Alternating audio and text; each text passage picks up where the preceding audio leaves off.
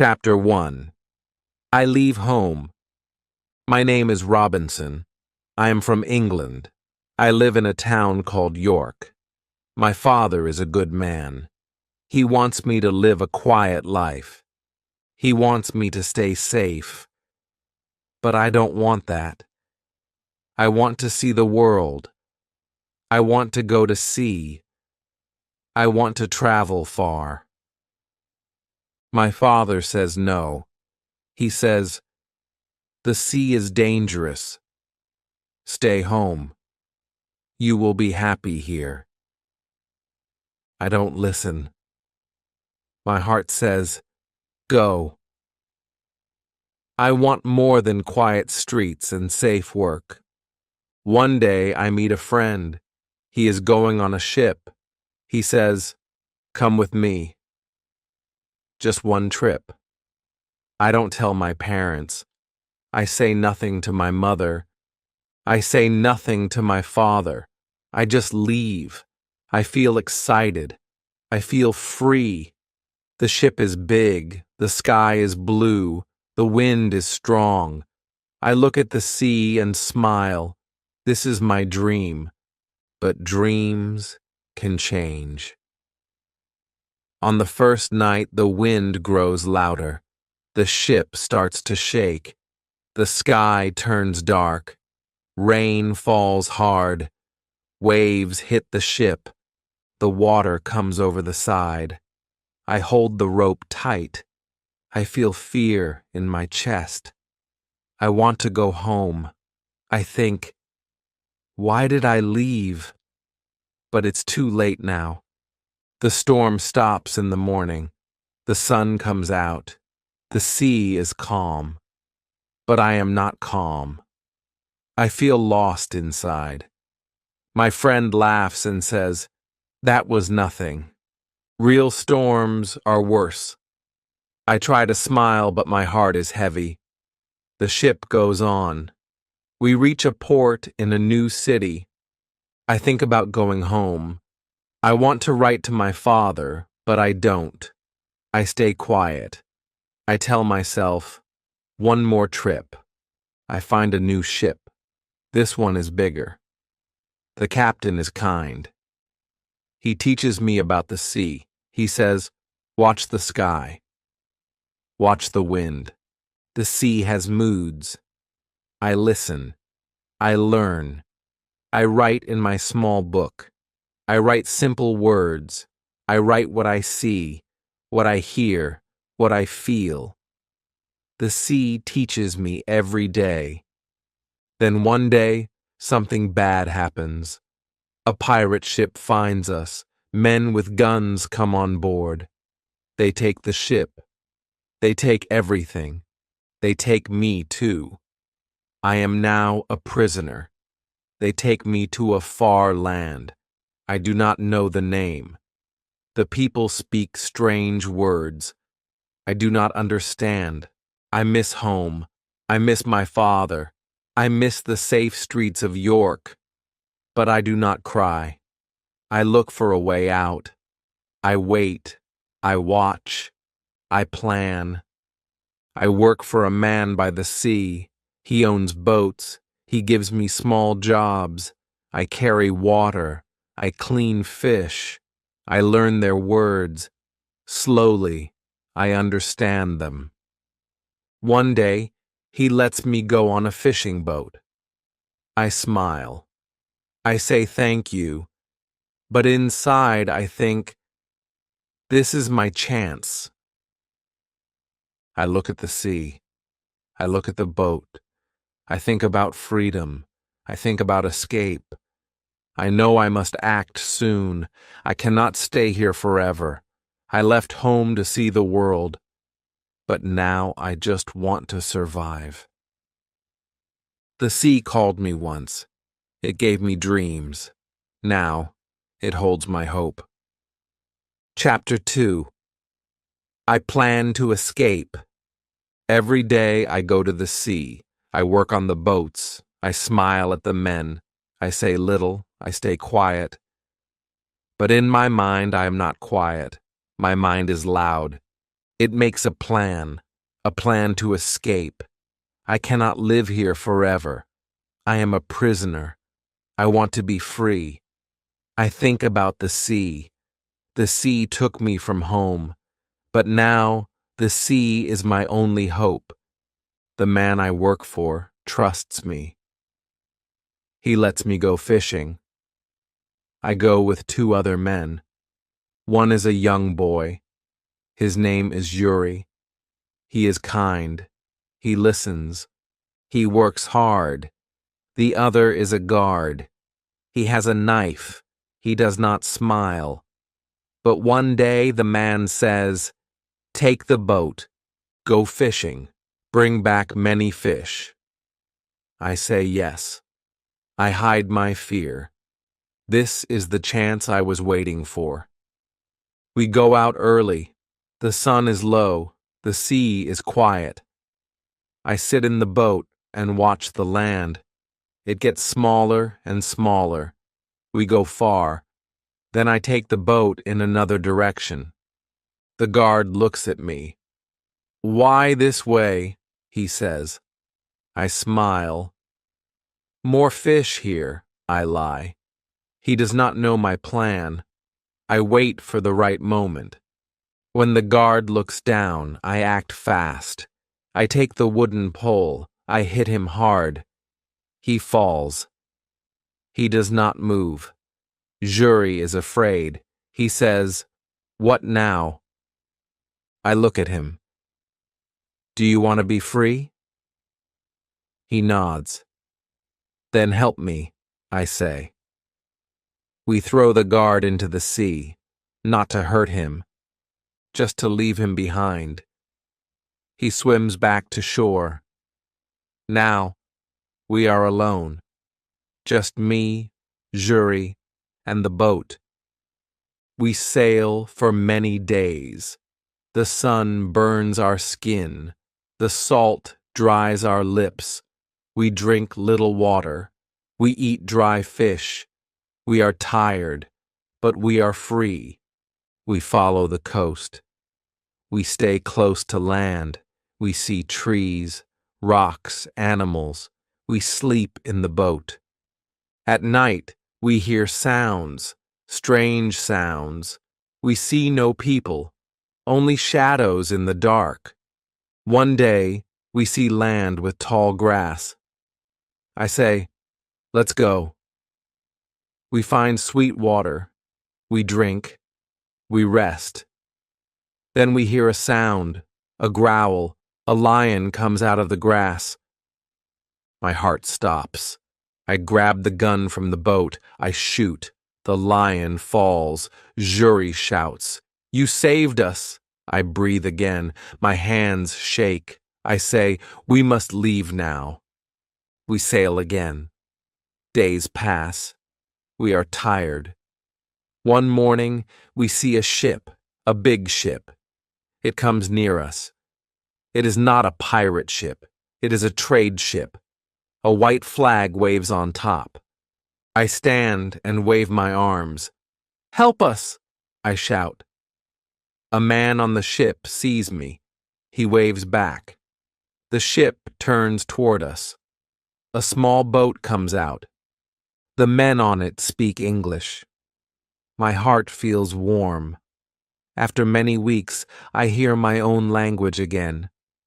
They ask, "Who are you? What happened?" I tell them a little, not everything. I say, "I am lost. I ran away. I want to work. I want to live free." The captain is kind. He says, "You can come with us." We go to Brazil. I say yes. But he looks at Yuri. "Is he your servant?" I look at the boy. He helped me. He stayed with me. He did not run. "No," I say. "He is my friend." The captain smiles. "Then he can come too." I look at the sea once more. I think of the island we passed, the land we left behind. the danger we escaped. My life is changing again. But this time, I am not afraid. Chapter 3: A New Life in Brazil. The ship took us far from danger. The sea was calm again. The wind was soft. I stood on the deck and looked at the sky. I felt safe. I felt quiet inside. Jury stood beside me. His eyes were full of light. We did not talk much, but we smiled. That was enough. The captain gave us food, clothes, and a place to sleep. He asked for no money. He said, "You are brave. You risked your life. That is enough for now." I thanked him again and again. In my heart, I felt lucky. I had escaped. I was free. And now I was going to a new land, a land I had never seen, a place called Brazil. After many days, we reached the shore. The ship stopped near a busy town. The streets were full. People moved fast. The sun was hot. I saw things I had never seen before: big trees, bright fruits, men on horses, women selling things on small carts. The captain took me to a small house. "You can stay here," he said, "and you can work. Many Englishmen come here to buy and sell." I thanked him. He looked at Jury. "The boy can stay with you, but if he wants to go back to Africa one day, let him go." I nodded. Jury smiled. He said, "I stay with you." In the new town, I learned fast. I watched people. I listened to their words. I tried to speak. I made mistakes, but I did not stop. Each day, I learned more. I helped on farms. I carried water. I planted seeds. The soil was rich.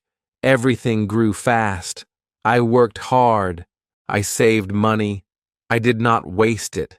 My hands became strong. My heart became still. Life was not easy, but it was good. After 1 year, I bought a small piece of land. I grew sugar and a little tobacco. I sold it in the market. People started to know my name. They said, "Robinson works hard. He is quiet, but smart." I felt proud, but deep inside, something still pulled me. A voice, a memory. The sea, it called me again. I tried to ignore it. I tried to say, "No, stay, be safe." But the sea does not forget, and I did not forget it either. One day I sat with some farmers. We drank tea. We talked about trade. One man said, "We need to send goods to Africa. We can sell things there and bring workers back." Another said, "We need a ship. We need someone brave to lead it." They looked at me. I said nothing, but I felt the sea move inside me again. I tried to sleep that night, but the sea came into my dreams. I saw ships. I saw waves. I saw a storm. I woke up sweating, but still, I said yes. I sold part of my land. I gave Jury his freedom. I said, "You are free now. You stayed with me. You helped me. You are my friend. You can go where you want." He looked at me. He did not speak for a while. Then he said, "I will never forget you." We shook hands. Then he left. My heart felt heavy, but I knew it was the right thing. I joined the men and helped prepare the ship. We packed tools, clothes, food, and water. I felt strong again. I felt ready. But something deep inside whispered, "Be careful. The sea gives, but the sea also takes." We left Brazil on a quiet morning. The sky was clear. The sails were full. I stood on the ship and looked ahead. I did not know what was coming, but I knew one thing. My journey was not over yet. Chapter 4.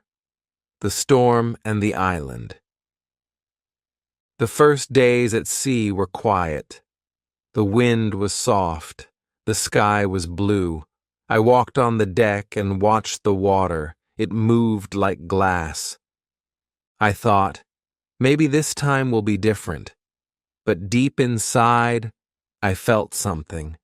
A small fear, like a shadow in the mind. I pushed it away. I told myself, "You are strong now. You know the sea. You will be fine."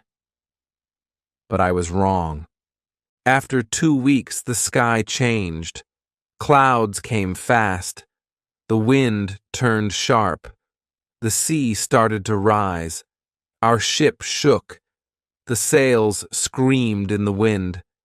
The captain shouted orders. Men ran across the deck. Water came over the side. The ship moved like a toy in the storm. I held onto the rope. My hands hurt. My body was wet and cold. I could not see. I could not think. I could only feel one thing: fear. The storm got worse. Thunder broke the sky. Waves hit hard. The ship cracked. I heard a loud sound like the sky itself had broken. Then the mast fell. The ship tilted. Men screamed. The captain shouted, "We're going down!" I looked for something to hold, but the sea pulled me. Cold water hit my face. I went under, then up, then down again. I could not see the ship anymore. Only dark waves. I kicked. I pushed. I reached for something, anything. Then I saw land, not far, a line of trees, a small beach. I swam with all my strength. The sea pulled me back again and again. But I did not stop. I thought, this is the end, or this is a new start. I reached the sand. I fell on it. My chest burned. My legs shook, but I was alive. The sea was behind me now. The storm still roared, but I had escaped it. I looked around. I saw trees, rocks, no people, no houses. I stood slowly. My body hurt. I was alone. Very alone. I shouted, "Hello?" No answer, just wind and waves. I walked along the shore. I looked for someone, anyone, but there was no one, only me. No ship, no crew, nothing. I sat under a tree. I closed my eyes. I thought of home. I thought of my father's words. The sea is dangerous. He was right. I had not listened. And now I was alone, on an island, far from everything, far from everyone. I did not know where I was. I did not know what to do next. But I was alive. That was the only good thing. The next day I walked along the beach. I saw something in the water, a part of the ship, floating. I ran into the waves. I pulled it out, a small barrel. Inside, I found food, some bread, some dry meat. It was not much, but it gave me hope. Maybe more parts of the ship would come. Maybe I could find tools, clothes, maybe even a gun. I watched the sea all day, and then I saw it, far away, broken, but still there, the ship, stuck on rocks, not far from the island. I looked at it and said, I must go there. My heart beat fast. I knew it was dangerous, but I also knew one thing. If I wanted to live, I had to try.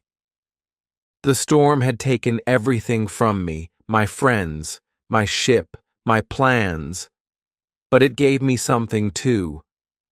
A chance, a new beginning, alone on an island, lost to the world, but not lost to myself. Chapter 5. I go back to the ship. I woke up early the next morning. The sun was bright, the wind was soft, the storm was gone now. The sea looked quiet again, but my heart still remembered the fear, the noise, the water, the screams. I stood on the beach and looked out. Far away, I saw the broken ship. It was still stuck between the rocks. The waves hit it gently now, not like before. I thought, maybe I can go there. Maybe I can get something from the ship. I knew I needed food, tools, clothes, anything to help me live. The island was big, but it was empty. I had no house, no fire, no knife. I had to go. I looked around the beach. I found some long pieces of wood. I found an old rope too. I worked all morning. I made a small raft. It was not perfect, but it could float. I pushed it into the water. It moved with the waves, but it did not break.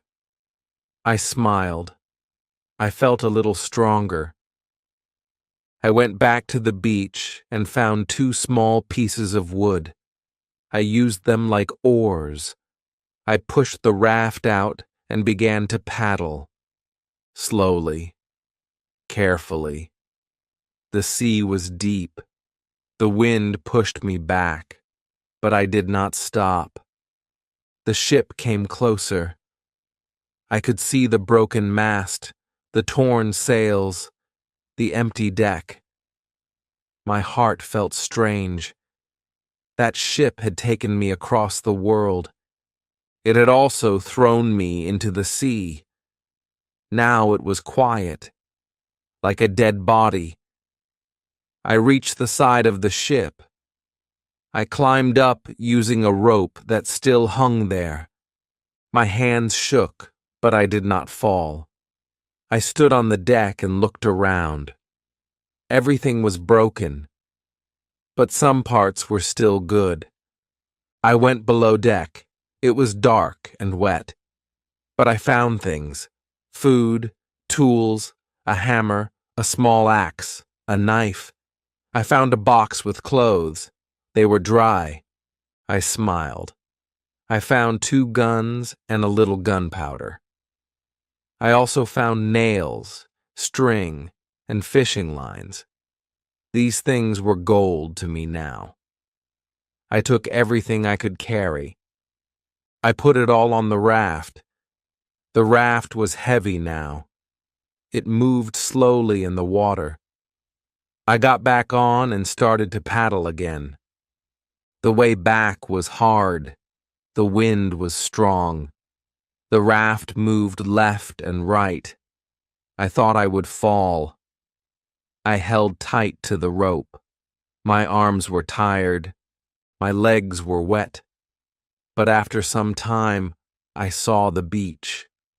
I cried, not loud, but deep inside.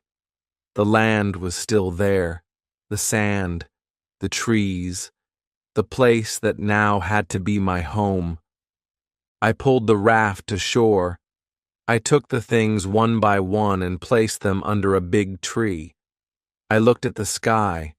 I said, "Thank you." I had food now, tools, clothes. I had hope. I sat under the tree and thought, now I can live. I don't know for how long, but I will try. I will not give up. That night, I made a small bed with grass and wood. I used one coat as a blanket. I held the knife in my hand. I listened to the sounds of the island, birds, wind, leaves. I heard no people. I saw no lights. I was still alone. But I was not weak. I was still alive. And that was enough. For now. Chapter 6. I build a home. The next morning, I looked at the sky. It was clear. The sun was warm. I looked around the beach. This was not just a place now. This was my world. I was the only man here. No houses, no roads, no people, just trees, rocks, birds, and wind. But I was alive. I had food. I had tools. I had hope. I needed to do something next. I needed to build a home. I walked far from the beach. I found a small hill. It was not too high. On one side, there was a big rock wall. In front of it, there was a flat, open space. I stood there and looked around. The land was good. I could see the sea from the hill. I could see the beach. I thought, this is the right place. I dropped my tools on the ground. I said, this will be my home. I worked all day. I cut wood. I carried stones. I made a small wall with the wood and sticks. It was not strong, but it made me feel safe. I put my food inside. I covered it with leaves. I placed my clothes on a rock to dry. I looked at my work and smiled. It was not much, but it was something. My hands were tired. My feet hurt. But my heart was calm. The next few days I worked more. I made a roof with grass and sticks. I made a door with old wood from the raft. I used nails from the ship. Every day, I walked back to the ship to get more things. I took rope, tools, food, and small barrels. I filled one barrel with water. I filled another with dry bread. The ship was breaking more each day, but I used every part I could. I knew the sea would take it soon. After many days, the sky changed. Big clouds came. The wind was strong. Rain started to fall. I ran to my new home. Water came through the roof, but I stayed dry in the corner. I was glad I had worked fast. I sat on the floor, listening to the rain. I held my coat close. I thought of my father. I thought of home, but I did not cry. I was stronger now. The storm passed after one night. The next morning, the ship was gone. The sea was quiet again, but my heart felt sad. That ship was my last tie to the world. Now it was under the water. I made a small table. I placed my book on it. I began to write. I wanted to remember each day. I wrote the date. I wrote what I did. I wrote what I felt. My words were simple, but they helped me. I wrote, today I built a wall. Today I caught fish. Today I saw a bird with red wings. Today I miss my family. I wrote every day.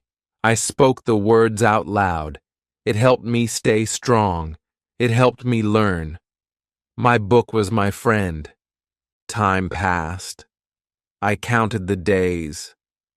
1 month, 2 months. I did not know how long I would stay here, maybe forever. But I did not feel like a prisoner now. This was my land, my hill, my home. The sea had taken me from my world, but it had given me a new one. I stood outside one evening. The sun went down. The sky turned orange. I looked at the sea and said, I will live. I will learn. I will not give up. Chapter 7. I learn to live alone. The days passed slowly. The sun came and went. The rain fell and stopped. I woke up each morning and looked at the sea. It was quiet now, like it had forgotten the storm. I had food. I had water. I had a small home, but I had no people, no voice to talk to, only birds, only wind, only silence. At first, the silence made me sad. I wanted to speak. I wanted to listen. But no one answered. So I spoke to myself. I said things out loud. Simple things. Today I eat fish. Today I fix the roof. Today I feel tired. It felt strange, but it helped me stay strong. I started to walk around the island. I wanted to know this land better. I saw trees I had never seen before. I saw fruits on the ground. I picked them up. Some were sweet. Some were sour. I ate slowly. I watched animals too. Small rabbits, colorful birds. I followed their paths. I watched their habits. I wanted to learn how they lived. I wanted to live like them, quiet and safe. I found a small stream. Clean water flowed there. I drank from it. It tasted fresh. I said, "Thank you," to the land. One day, I found a group of goats. They ran when they saw me. They were fast. I could not catch them. But I had an idea. I would build a trap. I used rope and wood. I worked for many days. Then, one morning, I found one goat in my trap. It was small. It looked scared. I did not hurt it. I fed it. I gave it water. Slowly, it trusted me. I tied it near my home. I named it Billy. Now I had a friend. A small goat, but a friend. I spoke to it every day. I said, "Good morning, Billy." I said, "Don't be afraid. I am your friend." It did not answer, but it stayed near me. That was enough. I also learned to fish better. I made a fishing rod with string and a stick. I went to the shore and waited. I watched the sea. I learned when the fish came close. I caught one, then two. I cooked them over fire. I made a small grill with stones. I ate slowly. I thanked the sea. Every meal felt special. I never wasted food. I used everything I had. I saved things. I cleaned my tools. I counted my supplies. I made a plan for each day. Work, rest, cook, write. I needed this plan. It kept my mind busy. It gave me purpose.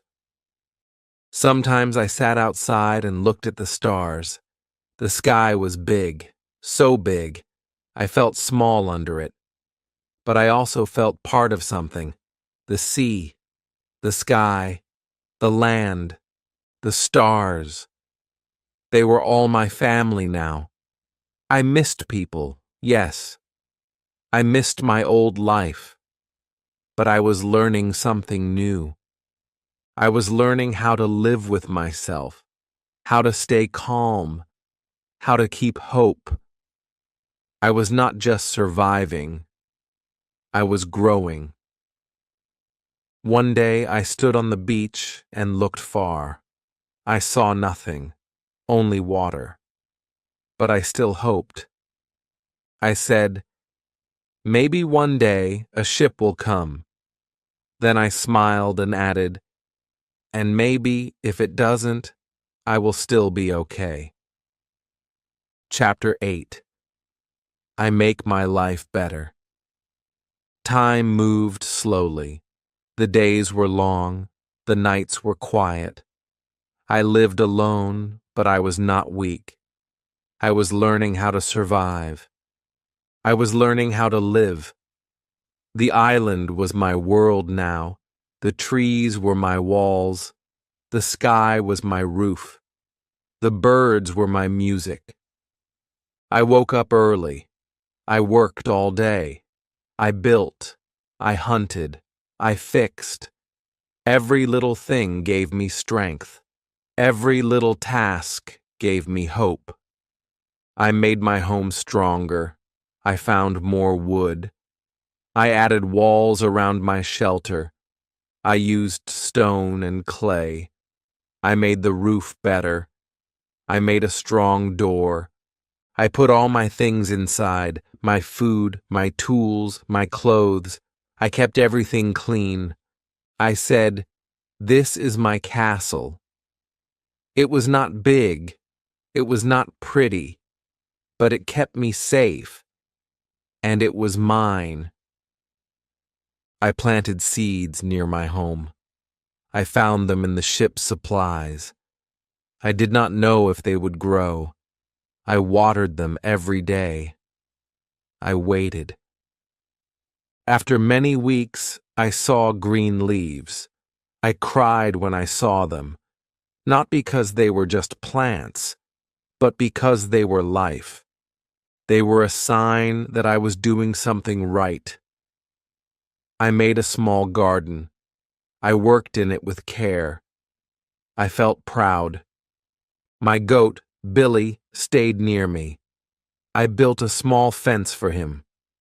Later, I caught another goat, then one more. I made a little farm. I gave them names. I spoke to them. They listened. Maybe they didn't understand, but I felt heard. I felt less alone. I made milk from them. I boiled it. I drank it slowly. It tasted sweet and warm. I thanked the goats every day. I said, "You are my friends. Thank you."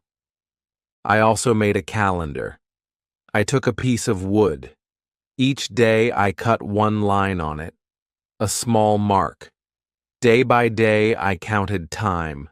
1 month, 2 months, 6 months, 1 year. I was still here, still alive, still learning. I looked at my own face in the water. My beard was long, my hair was wild, but my eyes were calm. My face had changed, but my heart was steady now. Some nights I sat near my fire. I looked at the flames. I thought about my father, about York, about the life I left. I said to myself, maybe I made a mistake. Maybe I should have stayed home. But then I looked around. I saw my home, my garden, my goats, my tools, my fire. And I said, but maybe this is who I am now. I taught myself new things. I made pots from clay. I used fire to make them hard. Some broke, some stayed. I made a chair. I made a shelf. I made a knife from stone. Every day I learned something new. I made mistakes. I failed. But I always tried again.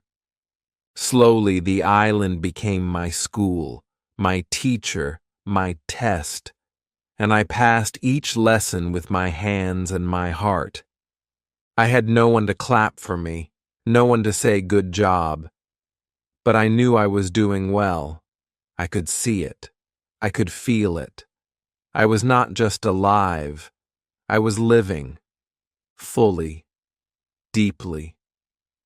I stood on the beach at sunset and whispered, "Thank you, God. Thank you for keeping me here. Thank you for giving me strength." Chapter 9. I See a Footprint. One morning I woke up early. The air was cool, the sky was blue. I walked outside to check my goats. They were fine. I gave them food. I spoke to them. They followed me around. I smiled. Then I walked down to the beach. I often walked there in the morning. It helped me think. It helped me feel calm. I listened to the waves. I watched the birds. I walked slowly across the sand. But this morning was different. I saw something on the ground. It stopped me. My heart jumped. I bent down. I looked again. I did not believe my eyes. It was clear. It was deep. It was real. A footprint. One single footprint in the sand. Not mine. Not from my foot. Someone else had been here. I stood up and looked around. I saw no one. I called out, "Hello?" No voice came back, only the wind. I ran to the trees. I looked behind rocks. I ran back to the beach. Nothing. No sound, no shadow, no face. But the footprint was still there. Big. Fresh. Close to my home. I felt cold. Not from the wind, but from fear. I had lived here alone for so long. I thought no one else was on this island. I had felt safe. Now I was afraid again.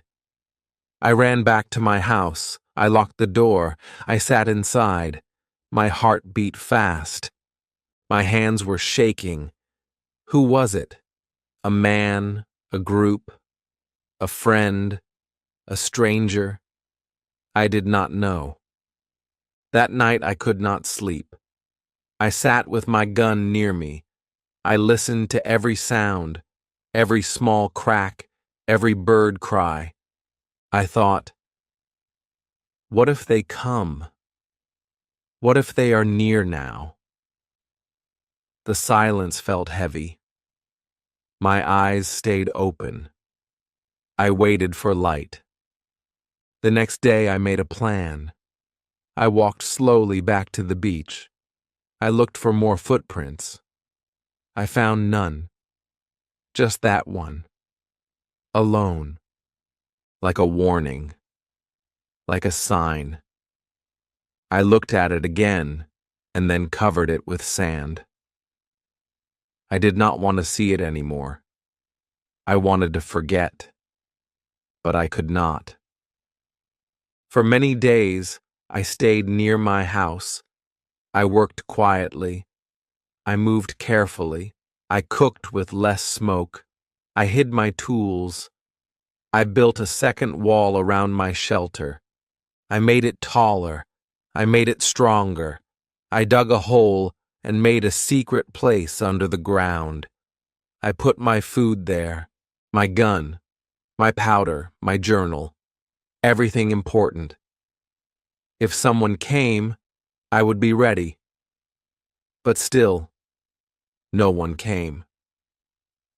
The island was quiet again, but now it was a different kind of quiet.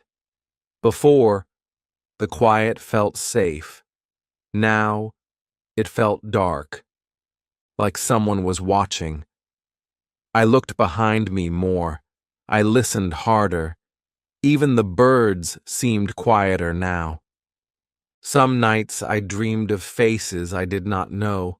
I saw fire. I saw people on boats. I saw them walking through the trees. I woke up sweating, my breath fast. I told myself, maybe the footprint was old. Maybe they are gone. But I didn't believe it. Something had changed. I could feel it.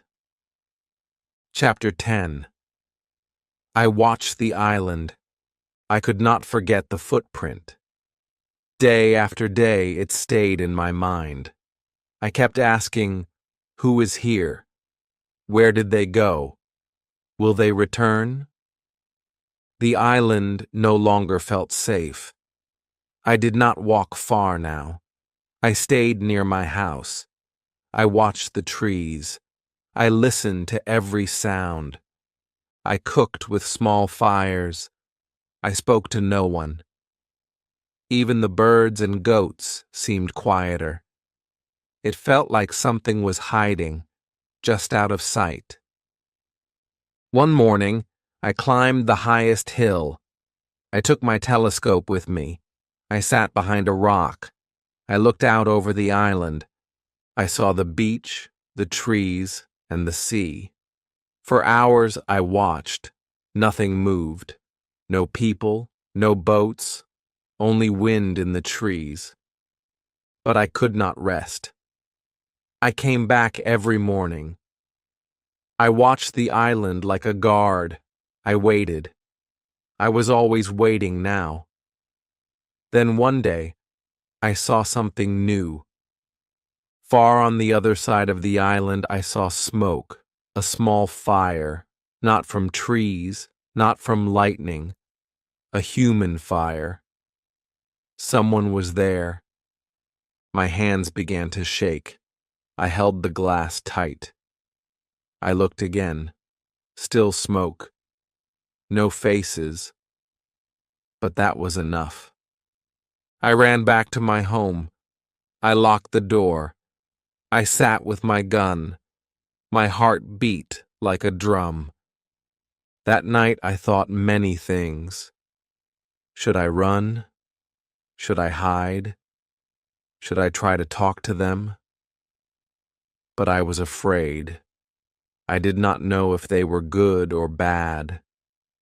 Maybe they were pirates. Maybe wild men. Maybe they would hurt me. I thought of my father again, his soft voice. The sea is danger. Stay home. But it was too late now. I had walked far from home, and now danger had followed me.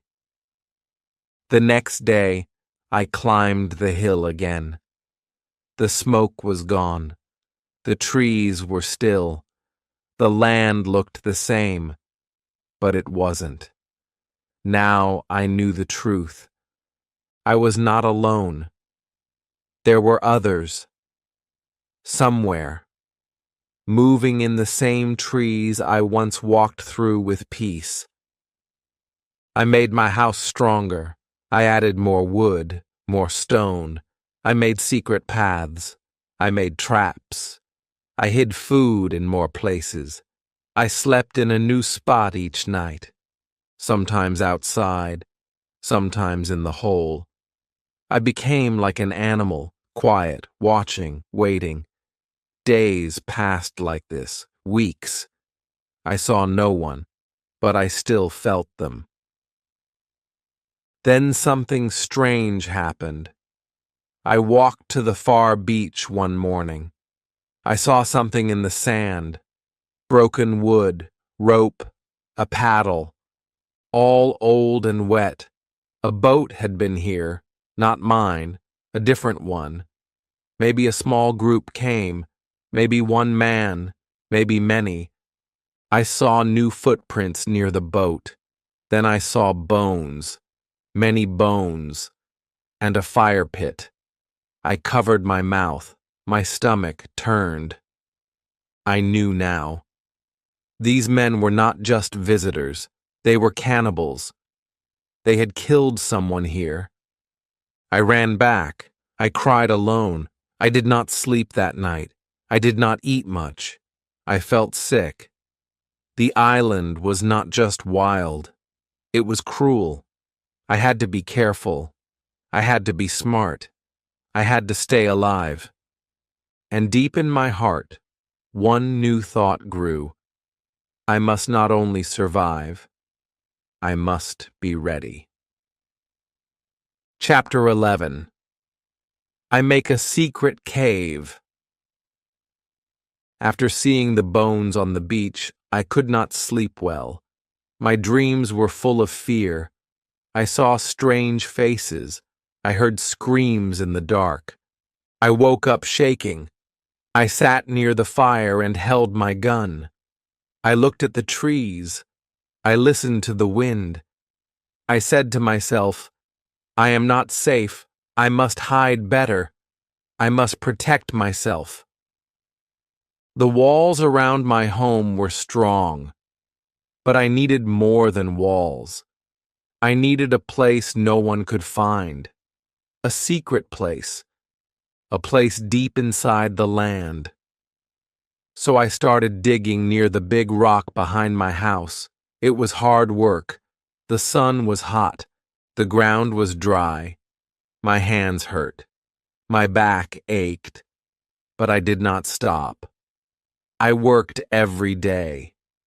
Bit by bit, I made a small cave. Inside the cave, it was cool and dark. I brought in dry food, clothes, and powder. I placed them in barrels. I used wood to make shelves. I lit a small candle. The cave became my new room. I made a secret door from tree branches. From outside, no one could see it, not even from up close. Now I felt safer. If the men came again, I would hide here. They would not find me. Not in this cave. I also changed my life outside. I walked less. I stayed close to home. I watched the beach from far away. I climbed hills but stayed low. I made no noise. I made no smoke. I cooked only at night. I moved like a shadow, quiet, fast, careful. Even my goats had to move to a new place. I made a second field for them. I built it deep in the trees, hidden from the beach. I did not want fire. I did not want sound. I did not want anyone to know I lived here. Sometimes I sat in the cave and spoke to myself. How long will I live like this? I asked. Will they come back? Will they find me? Will I die on this island? The silence answered me, but the silence gave no promise, so I prayed. I closed my eyes and said, God, help me stay strong. Help me not to fear. I wrote everything in my journal. I wrote with simple words. Today, I built a door. Today, I moved the food. Today, I heard birds, but no voices. Today, I watched the sea. My journal helped me stay calm. It helped me think clearly. Even when the world outside felt dark, the words on the page gave me light. One night, I heard a sound, a loud one. I woke up. I grabbed my gun. I stood still. Then I heard it again. A sharp scream. It came from far away. It echoed through the trees. I did not move. I waited. It stopped. Then silence again. Long, cold silence. I did not sleep again that night. The next morning, I climbed the high rock. I looked far across the land. I saw something on the sand. Many figures, small from far, but I knew they were men. They were back. But I was ready now. Chapter 12. I watched the strangers. I lay flat on the rock. I held my telescope in my hands. I looked down at the beach. I counted the men. There were 6, then more. 11 men. They were tall and strong. Their skin was dark. They wore little clothes. They carried sticks and knives. They walked slowly. Some laughed, some shouted. Then I saw something that made my heart stop. They were not alone. 2 other men were with them. But these men had ropes on their hands. They were tied, prisoners. They looked weak. They looked scared. My hands began to shake. I wanted to help, but I was only one man. They were many. The group stopped near the sea. They made a fire. They put the prisoners near it. I watched in silence. I could not move.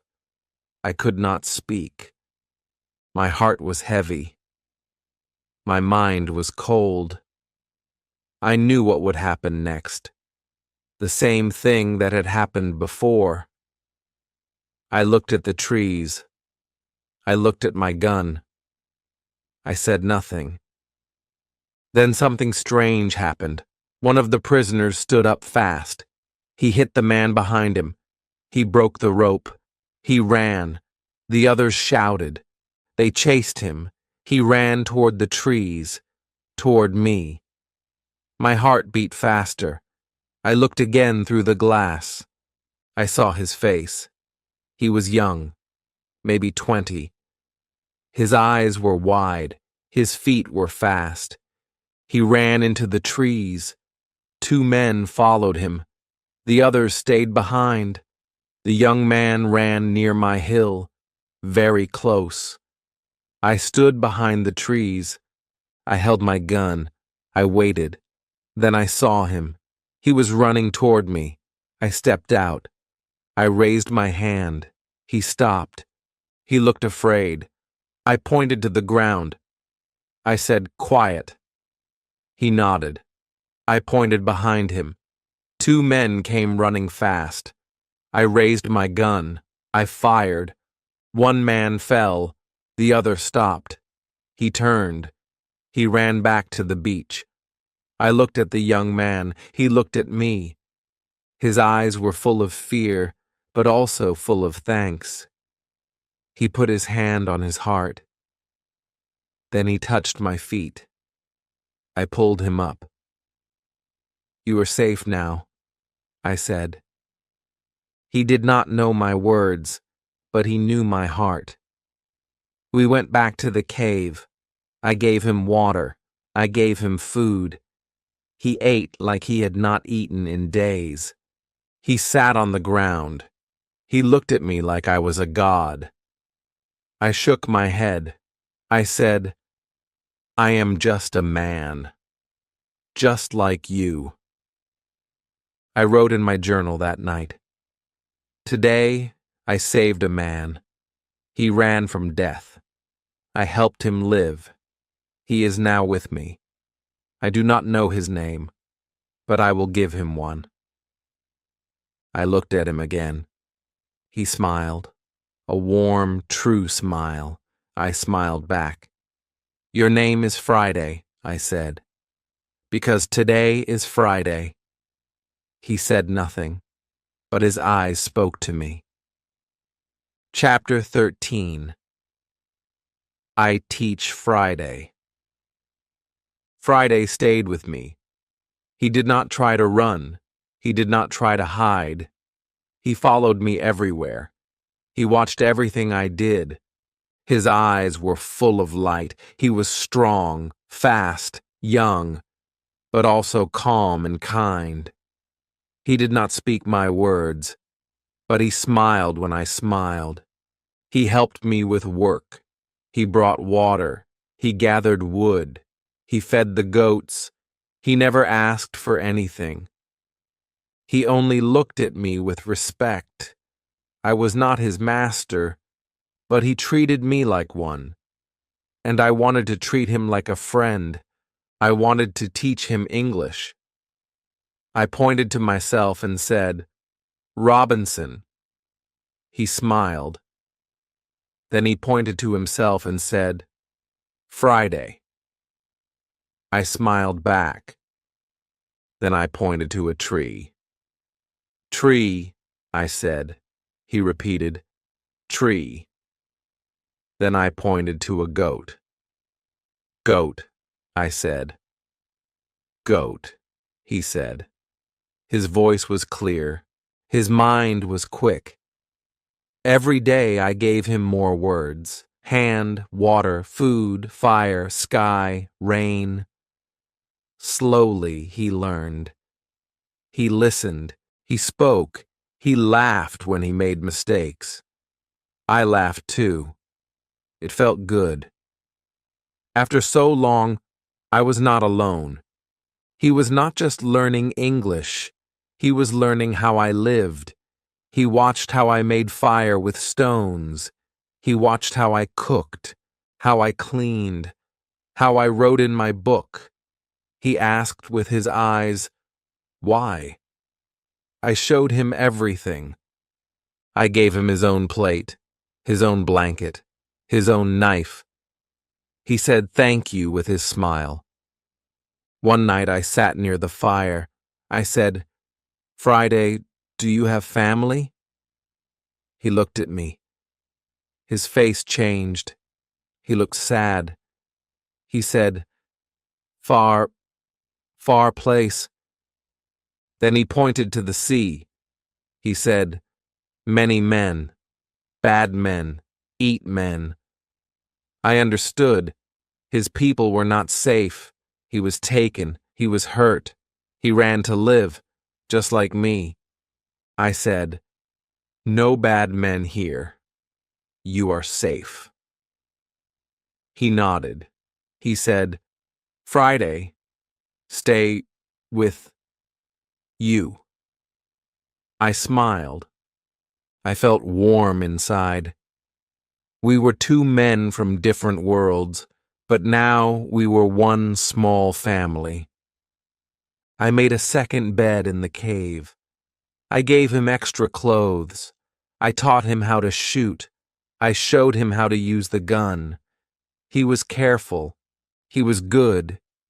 He never wasted bullets. He learned fast. I gave him simple jobs. I said, "Catch fish, cut wood, watch goats." He did everything well. He came back happy. He was proud. Now the days were not so quiet. We spoke. We laughed. I taught him songs. He tried to sing them. Sometimes we sat under the trees and watched the sky. I said, "This is peace." He repeated, "Peace." I showed him my book. I showed him how I wrote each day. He watched my hand. He touched the paper. Then he said, "I want, learn, write." My heart felt full. I said, "Yes, Friday, I will teach you." That night I wrote in my journal, "I have a friend now, not just a helper, a real friend. He is kind, he is brave, he is learning, and I am learning too. After so many years, I do not feel alone." Chapter 14. We work together. Friday woke up early every day. Before the sun came up, he was ready to work. He went to the goats. He brought fresh water. He cleaned the tools. He smiled when he saw me. I smiled back. I did not need to ask him anything. He already knew what to do. I was not his master. He was not my servant. We were two men, helping each other, living together. We built many things side by side: a bigger fence for the goats, a small tower near the beach, a new room beside the cave. We cut wood together. We carried stones together. Sometimes we did not speak much, but we worked with peace. I thought, I am not alone now. This life is hard, but it is better with him.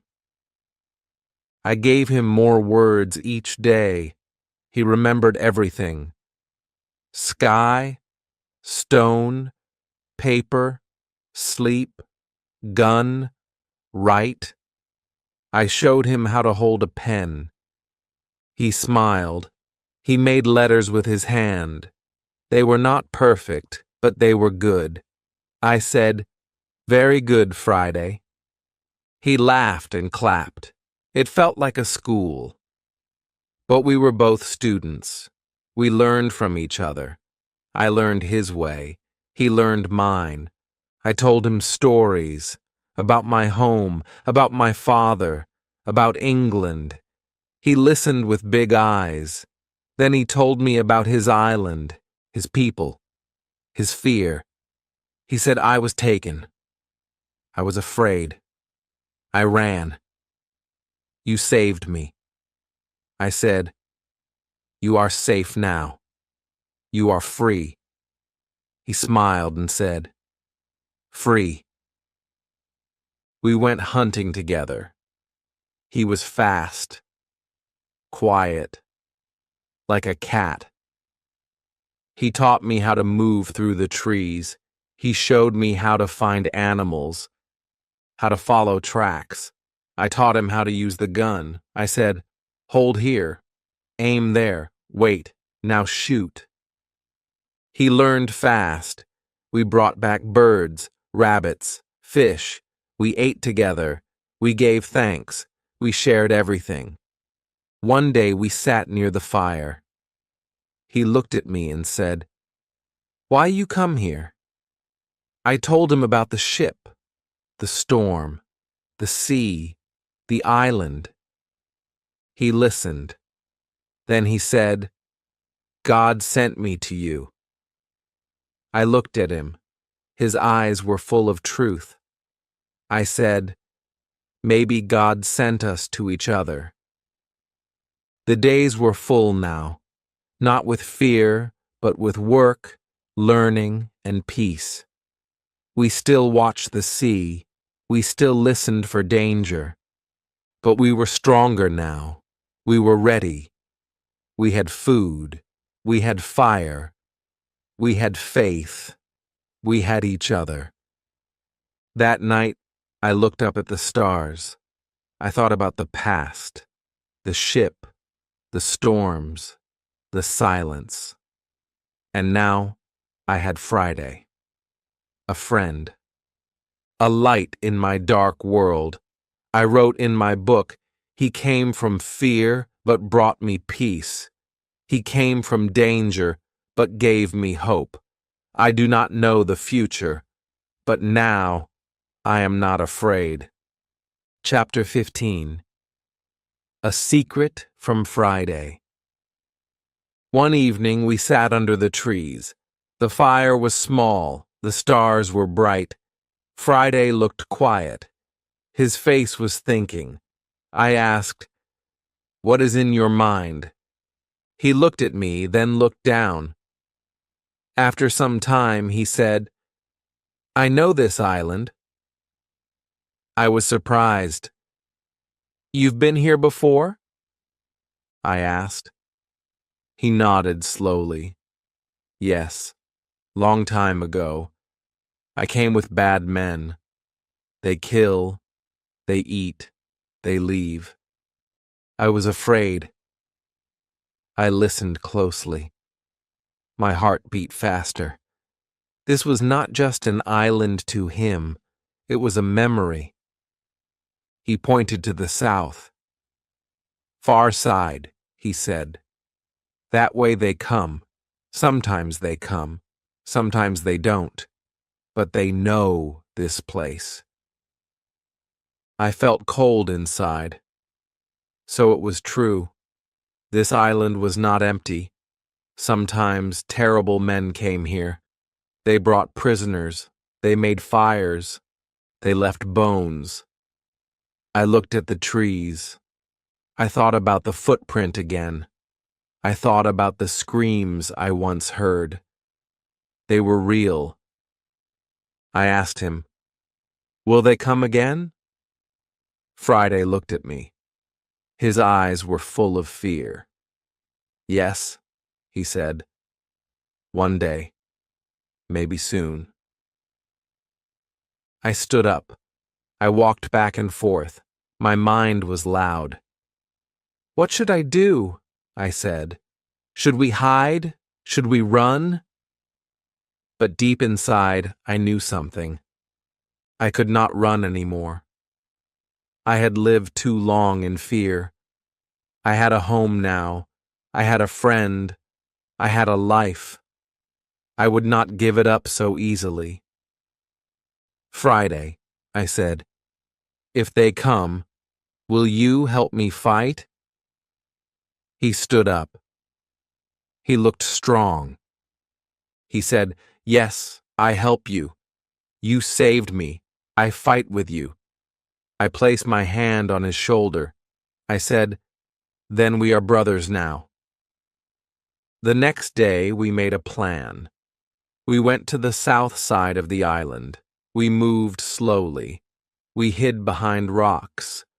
We stayed low in the trees. After some time we saw it. Ashes, bones, pieces of rope. The men had been there, not long ago, maybe 2 or 3 days. I felt sick, but I stayed strong. Friday looked calm. "They will come back," he said. "This place is not safe." We returned home. We built higher walls. We made new traps. We hid more food in the cave. We cleaned our guns. We made sharp sticks. We chose hiding spots in the trees. I said, "We will watch every day, morning to night." Friday said, "We be ready." My hands worked fast. My heart was quiet, but hard like stone. That night, I could not sleep. I sat near the cave and watched the stars. I held my gun. I listened to the wind. I remembered the time I was alone. That time was over. Now I had a friend, a partner, someone who trusted me, someone I could trust. The island had changed again. First it gave me fear, then it gave me peace, now it gave me purpose. I wrote in my journal, "If they come, I will not run. I will stand. I will fight. Not just for myself, but for Friday too. This island is our home now, and we will protect it together." Chapter 16. The Day They Came. The morning was quiet, too quiet. The birds did not sing, the trees did not move, even the wind felt still. I opened my eyes and sat up quickly. Something felt wrong. I looked at Friday. He was already awake. He was not speaking. He was listening. His body was still, but his eyes were sharp. I whispered, "What is it?" He pointed toward the sea. "They are here," he said softly. I felt my chest tighten. The day we feared had come. We climbed the hill and hid behind the rocks. I brought my telescope. I looked down toward the far beach. I saw them, many men in a big canoe. Maybe 20. They landed on the sand. They jumped out, laughing and shouting. I counted them. 18.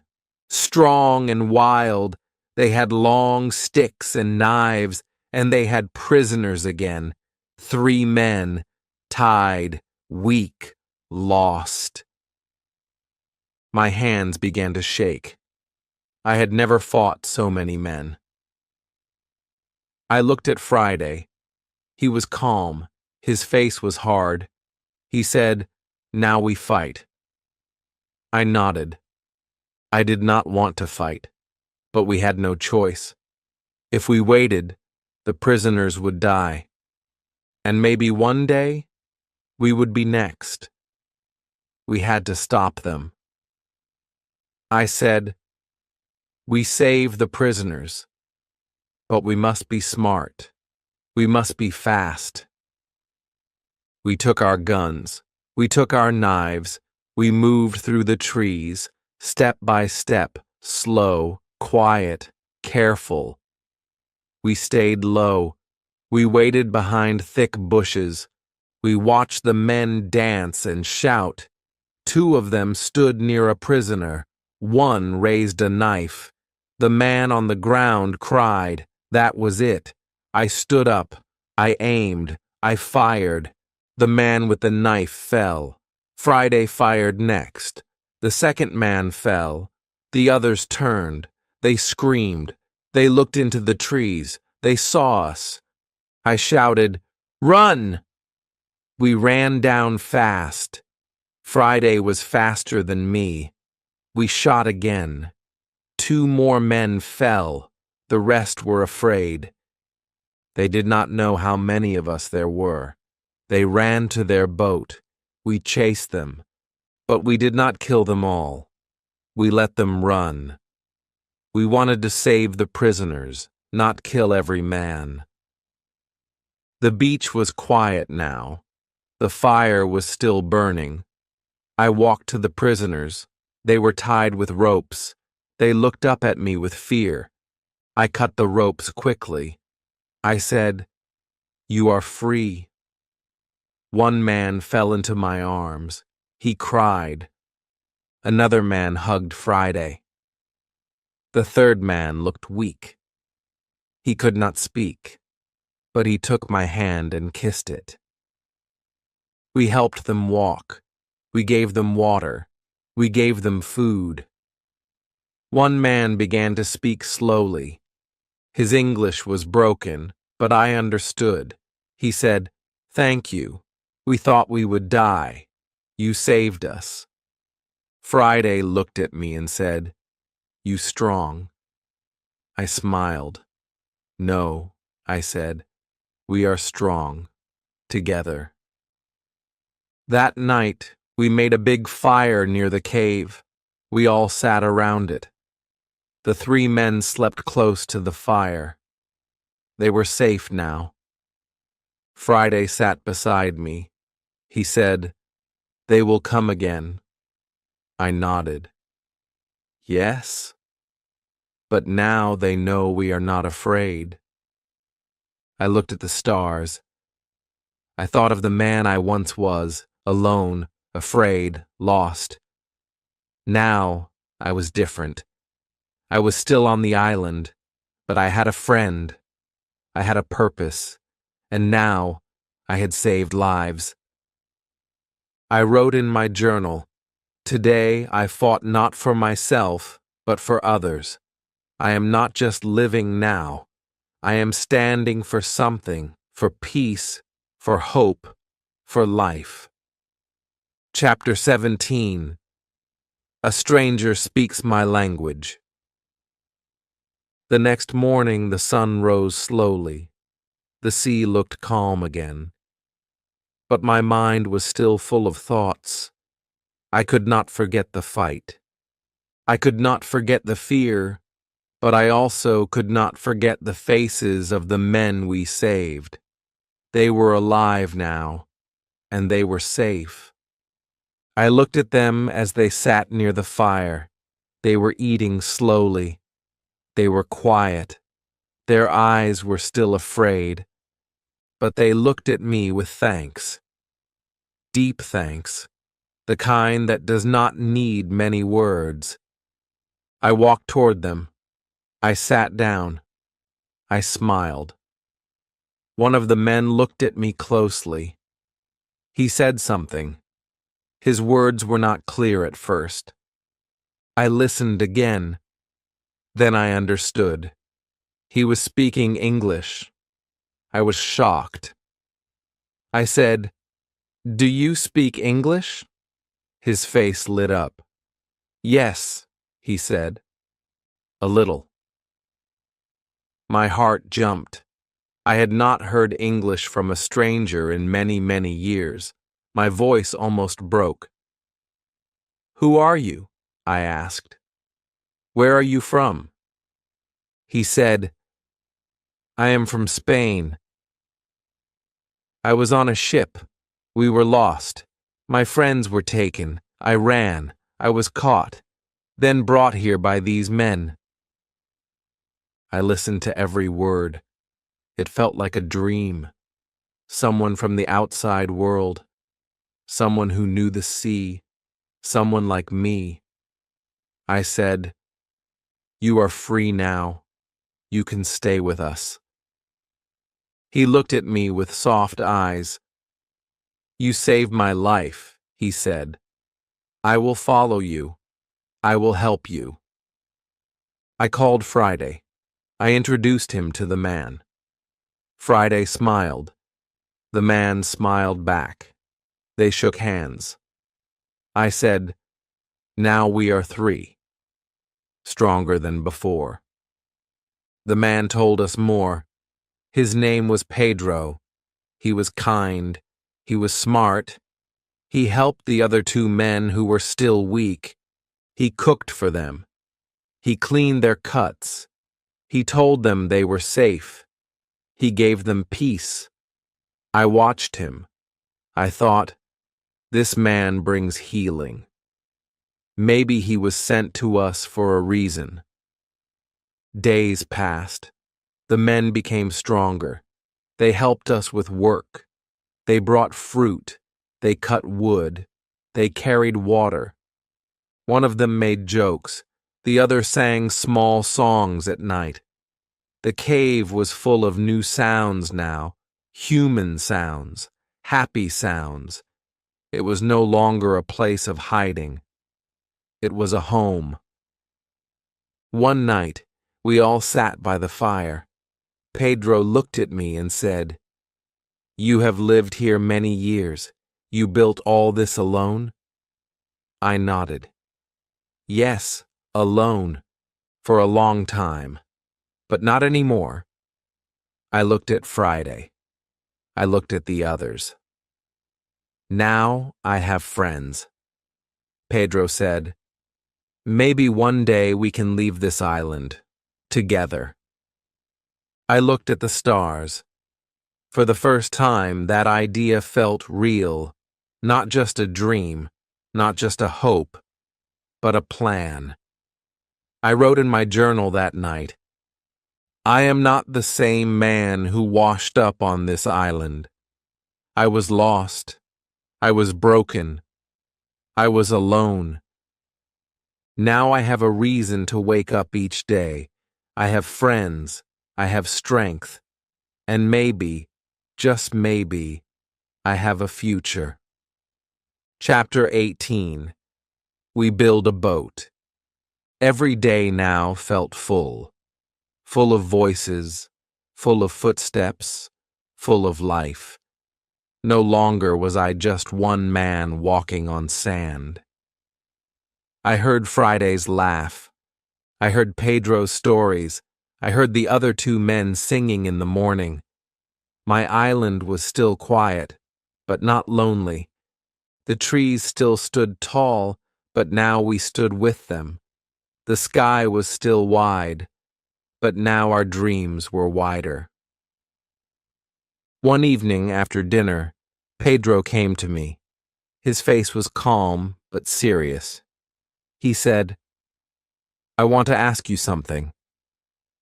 I looked at him and said, "Go ahead." He said, "Can we leave this island? Can we build a boat?" I stayed quiet for a moment. My eyes looked at the sea, so wide, so deep. Then I looked at the men, all healthy now, all strong, all ready. I think we can, I said. The next day we went to the forest. We looked for the biggest tree, one that was strong but not too thick. We found one near the river. Friday touched the bark and said, "Good." We began to work. We cut it slowly, carefully. It took many days. Our hands were tired. Our clothes were wet with sweat. But we smiled, because every cut was hope. Every drop was a step toward freedom. When the tree fell, we cheered. We cleaned it. We shaped it. We turned it into the body of a boat, long and wide, strong and light. We used ropes. We used fire. We used all we had. We brought wood from the old ship. We found cloth to make a small sail. We worked every day. We ate together. We slept under the stars. And the boat began to look like a real boat, a boat that could ride the sea. One night, I sat alone. I thought of England. I thought of my father. His soft voice came back to me. "The sea is danger," he had said. But now, the sea was also a chance, a road back, a door home. My heart was full of feeling. I missed my home, but I also loved this island. It had changed me. It had made me strong. It had given me Friday. It had shown me who I really was. When the boat was ready, we pushed it to the river. It floated. It moved. We laughed. We jumped in. It was strong. It was fast. It was real. Now we just needed a good day, a clear sky, a soft wind. Pedro said, "Soon we go." Friday said, "Yes, but I will come back one day." I said, "Maybe I will never forget this place." That night, I wrote in my journal, "We made a boat, not with many tools, not with great skill, but with hope, with hands, with hearts. We are not running away. We are sailing toward a new life. This island will always be part of me. But now, it is time to begin again." Chapter 19. A ship appears. The boat was ready. It stood in the water like a sleeping bird, strong, silent, waiting. Every day we checked the sky. We watched the wind. We packed food. We packed water. We made small bags with powder and bullets. We said little, but we all felt the same. Something was coming. A new chapter. A new life. Then, one afternoon, everything changed. Friday came running from the beach. His face was full of shock. He shouted, "Ship! Ship!" I stood up quickly. My hands shook. "Are you sure?" I asked. He nodded fast. "Big ship. White sails. Not far." We ran to the high hill. I took my telescope. I looked out to the sea, and there it was. A real ship. Not a dream. Not a broken one. A full, tall ship with flags. It moved slowly toward the island. My heart beat fast. I could not speak. Pedro came beside me. "It's English," he said. "Look at the flag." I looked again. It was true. An English ship. My country. My people. after so many years, but something felt wrong. The ship stopped far from the beach. A small boat came out. 6 men rowed to shore. I watched them. They pulled 2 men out. Their hands were tied. One was in fine clothes. A captain, maybe. The other looked weak. Both were prisoners. More men followed. They had guns. I felt cold. I said, "This is not good." Pedro said, "They are not here to help. They want to harm." I looked at Friday. He said, "We stop them." We moved fast. We took our guns. We hid in the trees. We waited. The men tied the prisoners to a tree. They shouted. They laughed. One man hit the captain. I felt anger inside me. I raised my gun. Then I gave the signal. We fired. One man fell. The others screamed. We ran out and shouted, "Drop your guns!" They looked shocked. They saw 4 men, strong and ready. They ran. 2 were caught. The rest ran to the boat. We freed the prisoners. The captain looked at me with wide eyes. "Who are you?" he asked. I said, "A man who knows this island better than you." He smiled. He cried. He held my hand. "You saved me," he said. "I was left by my own men. They wanted to take the ship." I said, "You will take it back." He nodded. "With your help." We made a new plan. That night, we sailed to the big ship in our own boat. Quiet, fast. The bad men were sleeping. We climbed up. We took control.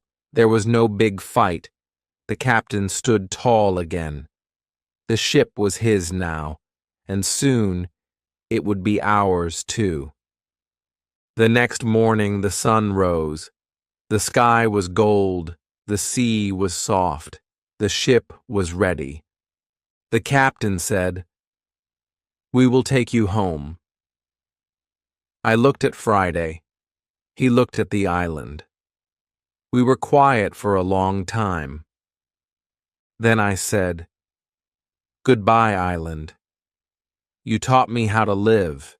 You gave me pain. You gave me peace. You gave me a new heart." Friday said, "I come with you. But one day I return." I smiled. "And I will never forget you." The ship moved slowly away. I stood on the deck. The island grew smaller. The sea opened wide. After 28 years, 2 months, and 19 days, I was going home. Chapter 20. I see my country again. The ship moved across the sea slowly. The days were long and quiet. The sun was hot. The wind was soft. I stood on the deck and looked at the water. My eyes watched the waves, but my heart looked behind me, back to the island, back to the years I spent there. 28 long years. That island was my prison. It was also my teacher, my home, my friend. I had cried there. I had grown there. Now I was leaving it forever. Friday stood beside me. He looked at the sea with wonder. Every day was new to him, every sound, every bird, every sail. He asked me many questions. I answered them slowly. I taught him new words every day. He was learning fast, just like before. He was still my student, but also my friend, my brother. I knew the world would be strange for him, but I also knew he was strong. After many weeks, the sky changed. The sea grew busy. More ships passed by. The captain smiled. He said, "We are close now." My heart beat faster. I walked to the front of the ship and waited. I said nothing, but my eyes stayed wide. Then, one morning, I saw it. Land. Not just any land. England. My home. Tears filled my eyes. My legs felt weak. I held the side of the ship and whispered, "I'm back." I wanted to run. I wanted to fall to my knees, but I just stood there, watching the land that I had left so long ago. We reached the port. People moved fast. Horses pulled carts. Women sold food. Children laughed. It was loud. It was full. I felt lost in the noise. Everything had changed. Or maybe I had changed.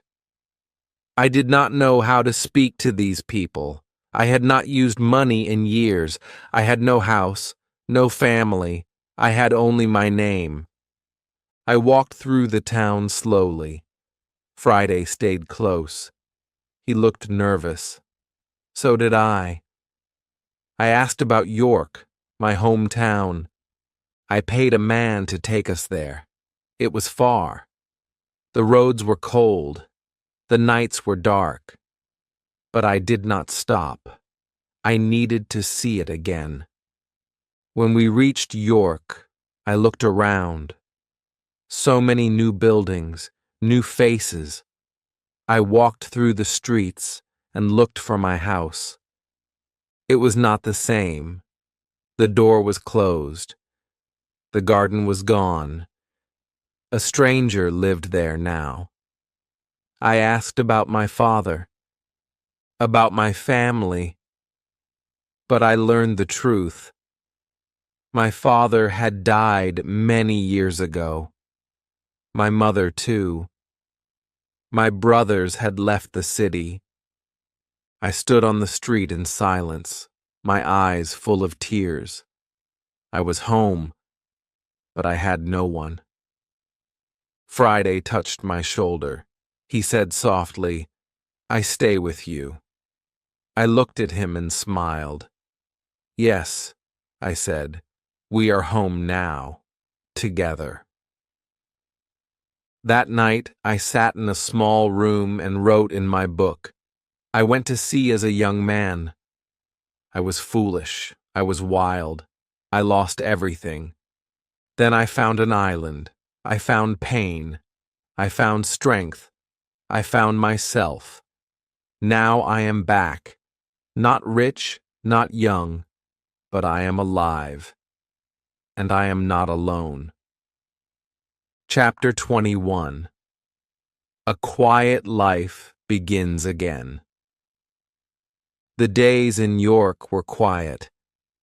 I walked through the streets like a stranger. Everything looked new, but my heart was full of old memories. I remembered my father's voice. I remembered my home. I remembered the small room where I once read books about the sea. I had dreamed of ships, of lands, of great adventure. And now, after many years, I had returned, but not as a dreamer.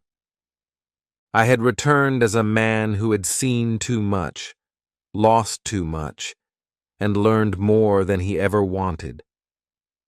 Friday stayed close to me. He watched the people. He listened to the sounds. He was quiet but kind. Some people looked at him with surprise. They had never seen someone like him, but he did not mind. He held his head high. He was proud. I was proud of him too. I said, "You are safe here." And he smiled. I tried to find someone from my old life. I searched for old friends, old neighbors, but most of them were gone. Some had died. Some had moved away. Some had forgotten my name. The world had changed, and so had I. I felt alone again, but in a different way, not like on the island. This was the kind of alone that comes from time, not from distance. Still, I needed to live. I used the little money I had to buy a small house in a quiet village not far from York. It had a garden, a fireplace, a wooden chair. I planted vegetables with Friday. I read books again. I wrote about my island. I wrote about the storm, the cave, the goats, the fear, the hope. I wrote every detail, every sound, every tear. I wanted to remember it all. I wanted others to read it one day and learn from my mistakes. Friday helped the people in the village. He worked hard. He smiled at everyone. Soon, they liked him. They gave him a small job. He learned more English. He helped me write letters. He sat by the fire and listened to my stories. Sometimes he laughed. Sometimes he cried. We were not just man and servant. We were like father and son, like brothers. One evening, I sat outside with Friday. The sky was pink and quiet. The birds sang soft songs. I said, "Do you miss the island?" He looked at the sky and said, "Yes, but here I have peace." I nodded. "Me too," I said. I looked at the world around me. No more guns, no more storms, no more fear, just soft wind and warm light. A life of calm after years of chaos. That night I wrote in my journal, "I once wanted gold. I once wanted adventure. But now I only want peace. And I have found it. In quiet days, in simple work, in the smile of a friend. I am not the same man, and I am thankful." Chapter 22. The world feels new again. The village became my new world. It was small. It was peaceful. People lived simple lives. They worked in fields. They baked bread. They smiled at each other. It was not loud. It was not rich, but it was warm. And I liked it.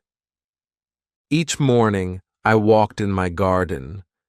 The flowers grew slowly. The air was clean. The birds sang above me. I closed my eyes and listened. No waves, no thunder, no fear, just calm. My heart was healing. Friday woke up early, too. He worked with joy. He helped old people carry wood. He played with children. He learned to read and write better. Sometimes he asked questions about the world. What is a train? What is a king? What is winter? I answered as best as I could. I saw the world again, through his eyes. Everything was new again. One day, the school teacher from the village came to visit me. He had heard about my long journey. He had heard I lived on an island for many years. He sat with me and asked, "Will you tell your story to the children?" I smiled.